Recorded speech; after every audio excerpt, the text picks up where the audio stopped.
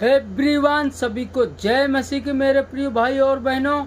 दोस्तों, जैसा कि आप सब देखते आ रहे हैं, उत्पत्ति बाइबल स्टडी कोर्स जो चल रहा है, प्रभु का धन्यवाद है जो प्रभु ने अवसर दिया है कि आप सभी तक प्रभु का वचन हम पहुंचाए, खुदा का कलाम। तो आज हमारा उत्पत्ति 14 का अध्याय है, 14 का पहले से। तो आइए स्टार्ट करते हैं।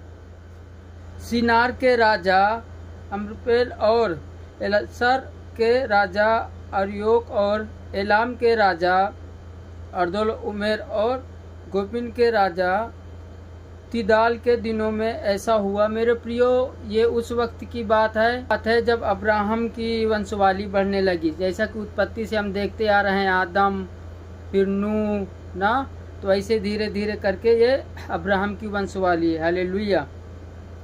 फिर दूसरा का पढ़ते हैं कि उन्होंने सदोम के राजा बेरा और अमोरा के राजा बिरसा और आदम के राजा सिनाब और सबोइम के राजा सिम्बेर और बेला जो स्वर भी कहलाता था, इन राजाओं के विरुद्ध युद्ध किया। इन पांचों के सिद्दीम नाम तराई में जो खरे तल के पास है एक किया 12 वर्ष तक तो ये करदोल उमेर के अधीन रहे, पर 13वें वर्ष में उनके विरुद्ध उठे। 14वें वर्ष में करदोल उमेर और उसके संगी राजा आए और असात रोक्तकनाम में रपाइयों को और हम में जूनियों को और सबे किरमितैम में एमियों को और सेई नाम पहाड़ में होरियों को मारते मारते उस एल्परान तक जो जंगल के पास है पहुंच गए। वहां से वे लौट कर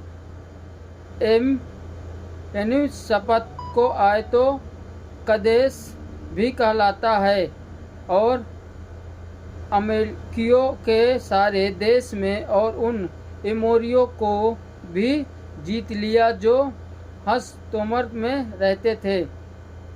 तब सदोम, अमोरा, आदम, सबूम और बेला जो स्वेर भी कहलाता था, उनके राजा निकले और सिद्दीम नाम तराई के में उनके साथ युद्ध के लिए पंक्ति बांधी। अर्थात एलम के राजा कर्दमोर, नीव के राजा तिदाल, सिनार के राजा अम्रोपुल और सलार के राजा अरियोक, इन चारों के विरुद्ध उन पांचों ने पंक्ति बांधी, यानी युद्ध के लिए तैयार हो गए। हालेलुया।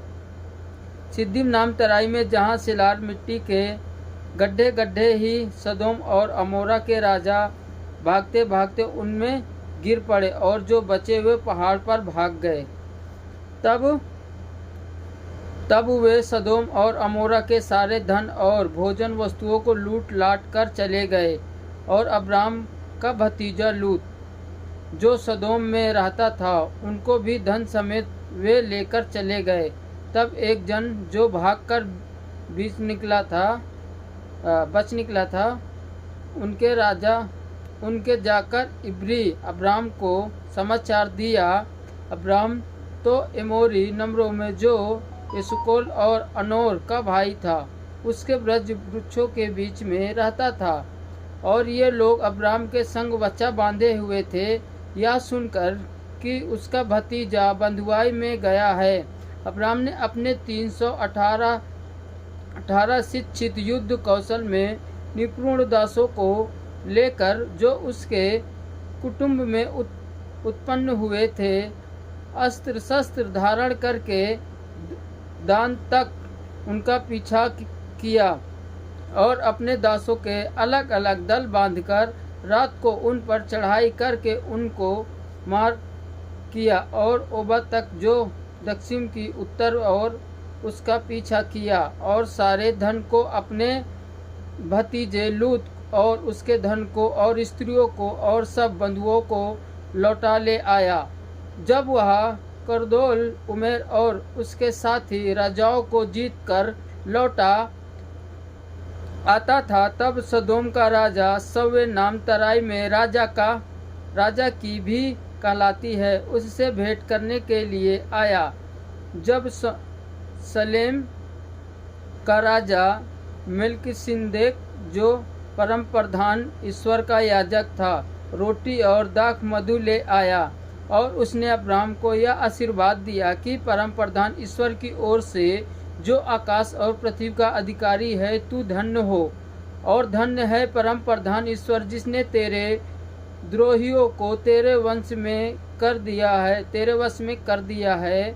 तब अब्राहम ने उसको जब सब का दशमांश दिया, तब सदोम के राजा ने अब्राहम से कहा, प्राणियों तो लूटे दे और धन को अपने पास रख। अब्राहम ने सदोम के राजा से कहा, परम प्रधान ईश्वर यहोवा, जो आकाश और पृथ्वी का अधिकारी है, उसकी मैं यह शपथ खाता हूँ कि जो कुछ तेरा है उसमें से ना तो मैं एक सूत और न एक जूती का बंधन, न कोई वस्तु लूँगा, कि तू ऐसा ना कहने पाए कि अब्राहम मेरे ही कारण धनी हुआ। पर जो कुछ इन जवानों ने खा लिया है और उनका भाग जो तेरे साथ गए थे, अर्थात अनेर, एस्कोल और नम्रों में नहीं लौटाऊंगा, वो तो अपना अपना भाग रख लें। हालेलुया। मेरे प्रियो, जैसा कि आप ये वचन देख रहे हैं कि कैसा अब्राहम ने बोला कि कल के ये न बोल सके। कुछ लोग होते हैं, जैसा आज के जीवन से भी ले लो, कुछ लोग होते हैं उनका सपोर्ट कर देते हैं तो बोलते हैं हमारे वजह से धनी हुए, लेकिन हमारा धन संपत्ति यहोवा देता है, महिमा यहोवा, दीर्घ आयु यहोवा के हाथों में है। तो इसीलिए मेरे प्रियो, आइए वचन पढ़ते हैं 15 का। तो 15 के वचन में क्या बताता है हमें वचन? इन बातों के पश्चात यहोवा को यह वचन दर्शा में अब्राहम के पास पहुंचा कि हे अब्राहम, मत डर, तेरी ढाल और तेरा अयंत बड़ा फलमय हूँ। अब्राहम ने कहा, हे प्रभु यहोवा, मैं तो निश्चित हूँ और मेरे घर का वारिस या दशमीसी एलीजर होगा, सो तू मुझे क्या देगा? और अब्राहम ने कहा, मुझे तू ने वंश नहीं दिया और क्या देखता हूँ कि मेरे घर में उत्पन्न हुआ एक जन मेरा वारिस होगा। तब यहोवा का यह वचन उसके पास पहुंचा कि यह तेरा वारिस ना होगा, तेरा जो निज पुत्र होगा वही तेरा वारिस होगा। हालेलुया।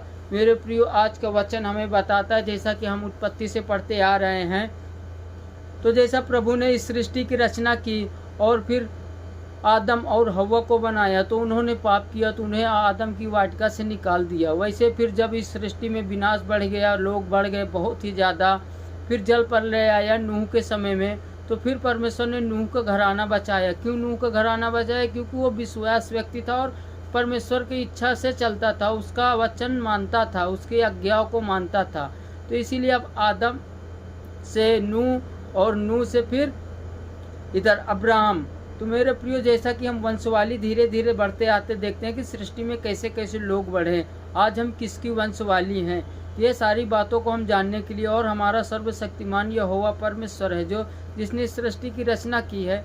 तो मेरे प्रियो, जैसा कि आप सब ने ये बाइबल पढ़ी और आप सब भी रोज़ ज़्यादा से ज़्यादा बाइबल पढ़ें, प्रार्थना करें।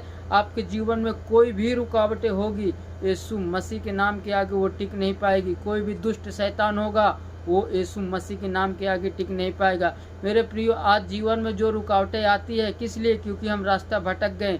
इसीलिए ज़्यादा से ज़्यादा बाइबल पढ़ें और अपने आप को समझे कि हम किसकी वंशवाली और हम यहाँ कहाँ भटक गए मूर्ति पूजकों में। तो गॉड ब्लेस यू दोस्तों, और वीडियो को शेयर करें। जो लोग नहीं भी पढ़ सकते हैं तो उन तक ये वचन पहुँचे, और परमेश्वर का धन्यवाद करें। God bless you. सभी को जय मसीह की। फिर मिलते हैं नेक्स्ट पार्ट में।